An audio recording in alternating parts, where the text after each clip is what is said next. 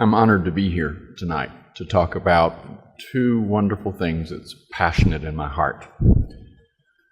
First is a ministry that has been a part of my life for many, many years, and the second one, obviously, is NOWCast. I've been in ministry for 25, 30 some odd years, and I wasn't always in San Antonio.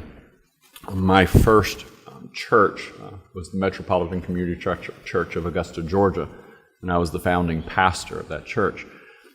And I left seminary from Duke Divinity School and went down to Augusta to begin the church. Little did I know that the first baptism that I would do and the first funeral that I would do would be over a 4-month-old baby who died from complications of AIDS.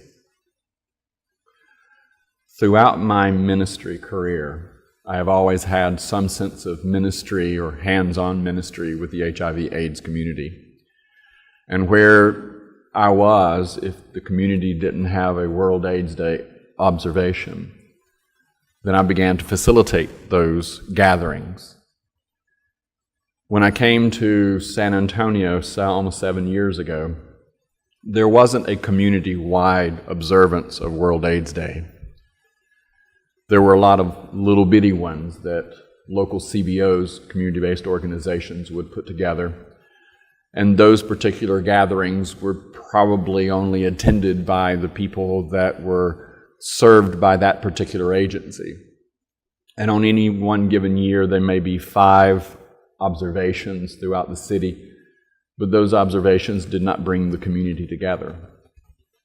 AIDS continues to be a pandemic in our world. It is a global pandemic. It affects every walk of life. It is the only thing in our entire world that is totally non-discriminatory. It doesn't care who you are. It doesn't care what you are. It doesn't care how much money you have or what religion you are. If the routes of transmission are present, then you could possibly become infected.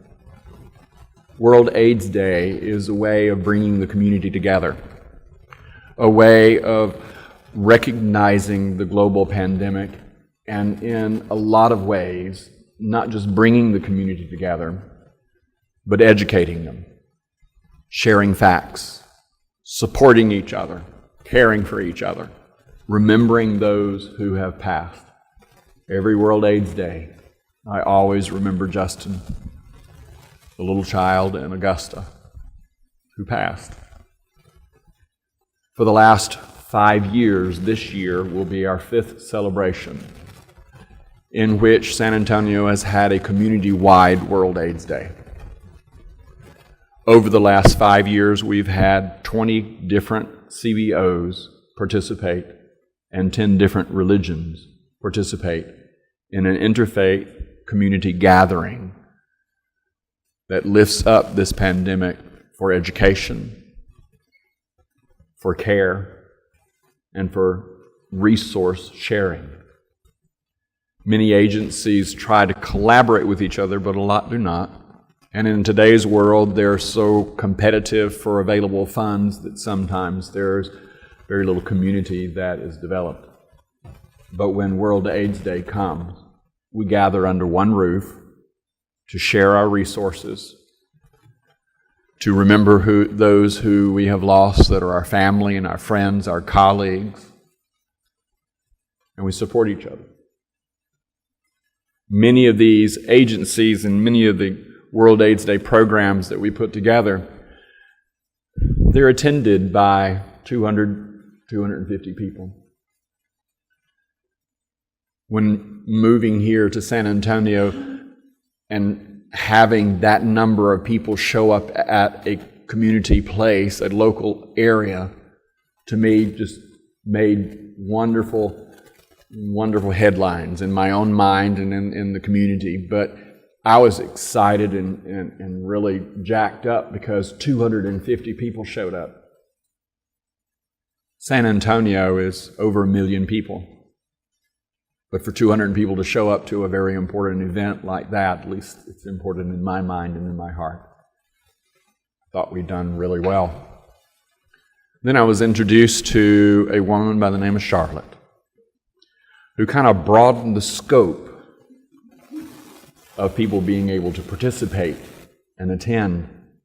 And it went from being able to gather in an auditorium that would fit 250 people to now a global consciousness of being able to share what San Antonio is doing and how we're coming together. And it broadened the audience. Not only were people who were not able to attend because they're bed-bound, but people who were working and people who were in various other places and couldn't make it on that particular evening. One particular World AIDS Day, it rained and some people stayed home.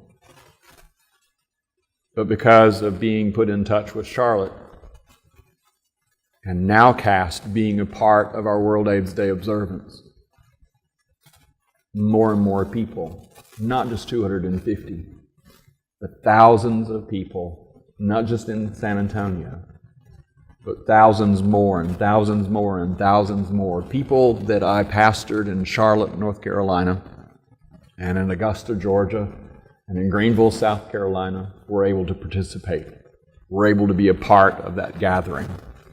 And it brought us all together in a wonderful way.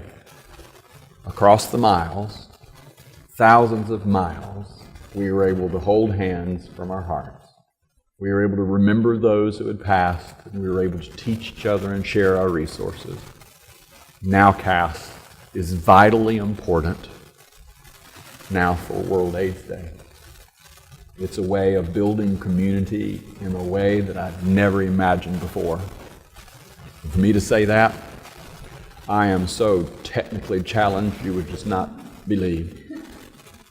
But I depend upon her and the NOWCast staff to be able to do things that I never dreamt of being able to do and still wouldn't be able to do if their expertise and their passion and their gift was not available. Tonight, we have the opportunity of joining. Tonight, we have an opportunity of making a difference in this community and globally by sharing with the world what's going on in San Antonio and how we're making a difference and how we're impacting people's lives, how we're touching their souls, how we're changing their lives, and how we're saving them in a lot of ways. You see, World AIDS Day is not about just coming together and remembering. It's about changing lives and saving them. Becoming a member may just help that happen a lot more. Thank you.